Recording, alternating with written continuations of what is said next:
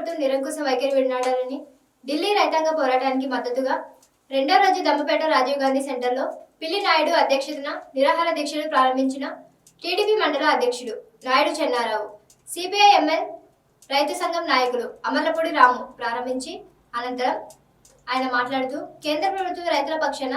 దుర్మార్గమైన వైఖరితో ఉన్నదని, తక్షణం రైతు వ్యతిరేక 3 బిల్లులను రద్దు చేయాలని, విద్యుత్ సవరణ బిల్లును తక్షణమే రద్దు చేయాలని, రైతుల న్యాయమైన కోరికలను అమలు చేయాలని, రైతులతో చర్చలు వెంటనే జరపాలని, కేంద్ర ప్రభుత్వం రైతు వ్యతిరేక 3 బిల్లులు విద్యుత్ సవరణ బిల్లు రద్దు చేస్తామని హామీ ఇవ్వాలని, ఇవ్వని ఎడల తెలంగాణ రాష్ట్రంలో రేపటి నుంచి రైతు పోరాటాన్ని ఉధృతం చేస్తామని, జైలుకు వెళ్లడానికి కూడా భయపడని, ప్రాణత్యాగానికైనా సిద్ధమని నిరసన దీక్షను ఉద్దేశించి మాట్లాడారు. దీక్షలో కూర్చున్న వారు యార్లగడ్డ భాస్కర్ రావు, మోరంపూడి శ్రీనివాసరావు, కుక్కలకుంట సత్యనారాయణ సుమారు 60 మంది కూర్చోవడం జరిగింది. సంఘీభావంగా Dammapeta panchayati workers, union workers, అమాలి యూనియన్ వర్కర్స్,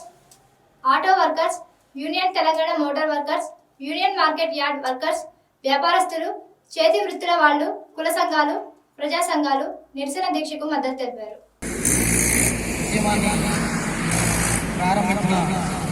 టీడీపీ అధ్యక్షులు నాయుడు చెన్నారావు గారిని మాట్లాడాల్సిందిగా కోరుకుంటున్నాను.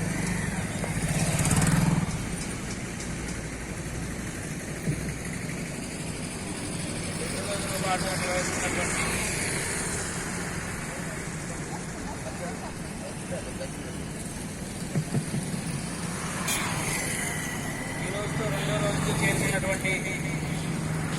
రైతు నిరసన దీక్ష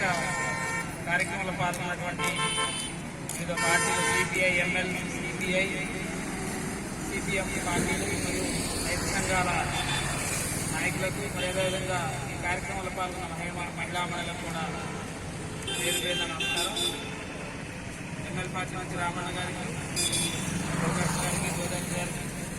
సిపిఐ పార్టీ నుంచి యార్లగడ్డ భాస్కర్ గారికి మరియు కుమార్ గారికి, అదేవిధంగా సిపిఎం పార్టీ నుంచి శ్రీనివాసరావు గారు, పెద్దలందరూ కూడా పేరు పేరు నమస్కారం. మరి రైతు యొక్క ఆవేదన, రైతు యొక్క బాధ గత 39 రోజుల నుంచి కూడా ఢిల్లీలో ఉండి చలనక, వర్షానక